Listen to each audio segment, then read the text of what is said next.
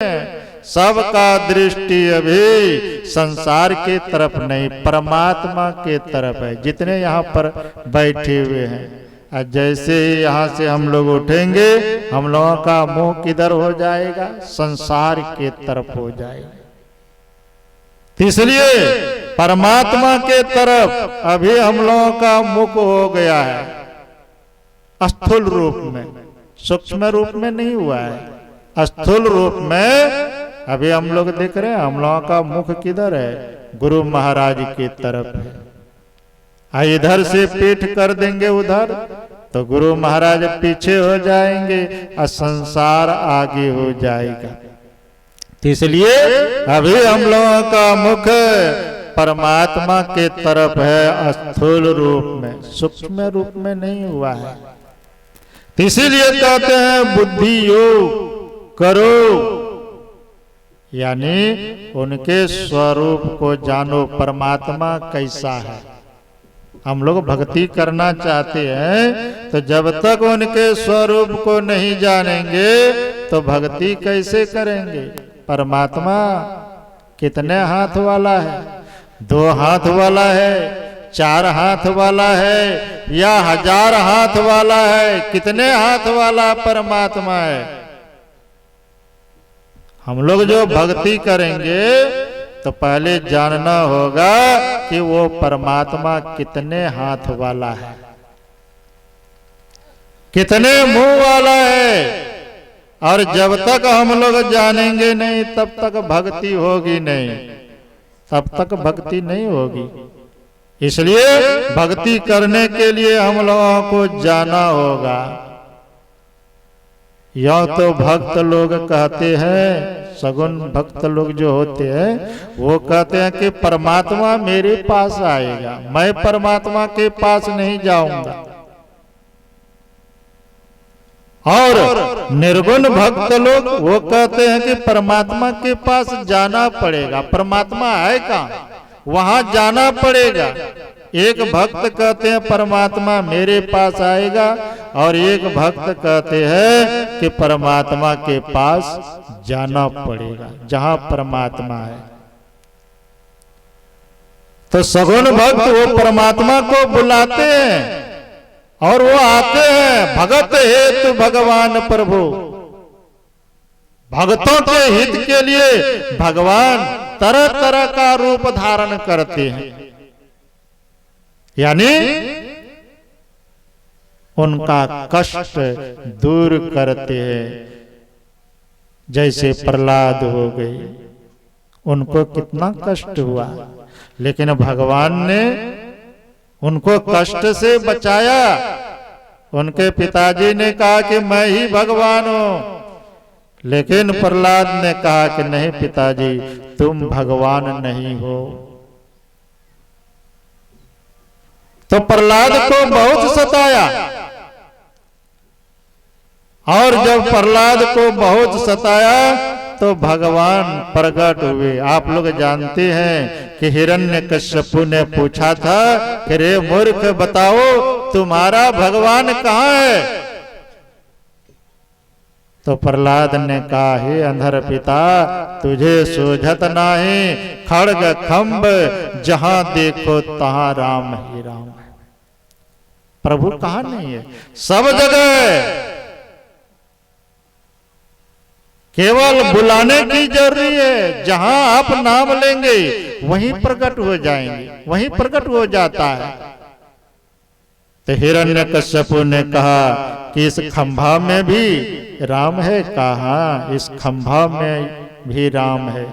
उन्होंने अपना तलवार चला दिया खंभा में, और जैसे ही खंभा में तलवार चलाया, खंभा टूट गया और उससे नरसिंह भगवान प्रकट हो गए।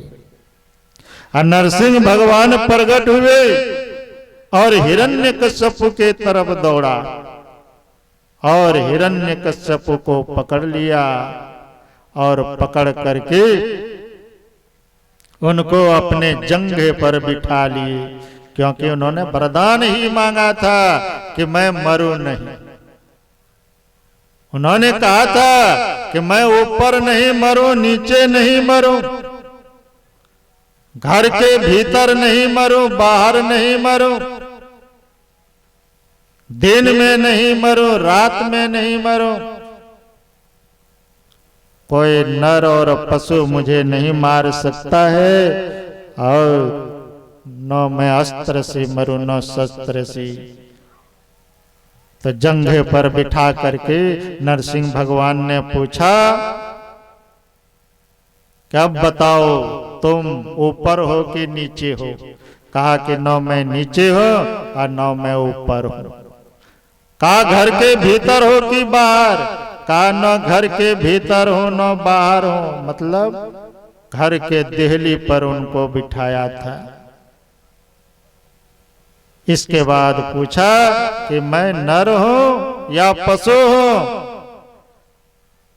कहा न आप नर हो न पशु, यानी ऊपर वाला भाग पशु का था और नीचे वाला भाग नर का था। और अपने हाथ को दिखाते हुए कहा कि यह अस्त्र है या शस्त्र? कहा न यह अस्त्र है न शस्त्र है।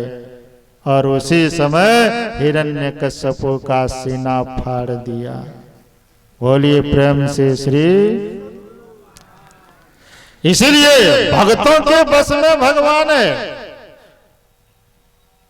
आप जहां बुलाना चाहेंगे, गुरु महाराज को आप जहां बुलाना चाहेंगे पहुंच जाएगा। लेकिन बुलाना ये भक्त का काम होता है। भगवान भी देखते हैं कि भक्त कब हमको पुकारता है। जैसे हम लोग जानते हैं श्यामा चरण लहड़ी जी, श्यामा चरण लहड़ी जी हो गए और वो दानापुर में काम करते थे, गारस्थ जीवन में थे और ध्यान साधना भी करते थे। एक दिन उनकी बदली हो गई रानीखेत हिमालय की तरफ, तो वहां चले गए। अब वहां चले गए तो एक दिन वो टहलने के लिए निकले। और टहलने के लिए निकले, संध्या का बेला था। सोचा कि अब शाम हो जाएगा, लौट जाऊं। तो जैसे ही मुड़ना चाहा कि उसी समय आकाशवाणी होती है कि लहड़ी जी और थोड़ा आगे बढ़िए, और थोड़ा आगे बढ़िए। तो सोचने लगे कि मुझे यहाँ कौन बुलाने वाला है? मैं तो यहाँ पहली बार आया हूं और पुकार रहा है कि और आगे बढ़िए। तो थोड़ा और आगे बढ़ा, आगे बढ़ा।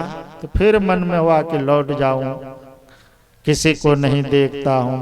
तो जैसे ही लौटना चाहा कि फिर आकाशवाणी हुई कि लहड़ी जी और थोड़ा आगे बढ़िए। तो थोड़ा और आगे बढ़ा। तो आगे बढ़ते हैं तो देखते हैं एक चट्टान पर एक महात्मा जी खड़े हैं। लहड़ी जी गए, पैर छू करके प्रणाम किया। तो वो महात्मा जी ने कहा कि तुम हमको पहचानते हो? लहड़ी जी ने कहा कि नहीं, मैं नहीं पहचानता हूं। तो ले गया गुफा में और वहां उनको दिखाया। कहा ये आसनी किसका है? ये लठ किसका है? ये कमंडल किसका है? कहा मुझे पता नहीं। महात्मा जी ने उनके मस्तक पर हाथ रखा, दिव्य दृष्टि खुल गई और देखने लग गया ये तो मेरे गुरुदेव हैं, अवतार हरि जी महाराज। तुरंत उनके चरणों में गिर पड़े और देखते क्या ये मेरा ही आसनी है, मेरा ही कमंडल है। अवतार हरि जी महाराज ने कहा कि मैं तुम्हारी प्रतीक्षा 350 वर्षों से कर रहा था। अब 1-2 बरस नहीं, 350 वर्षों से। अब वो आना ही नहीं चाहते। अवतार हरि जी महाराज ने कहा कि नहीं, इस बार तुमको गारस्थ जीवन में ही रहना है, तुमको जाना है। तो कहा जब जब मुझे पुकारोगे मैं उपस्थित हो जाऊंगा।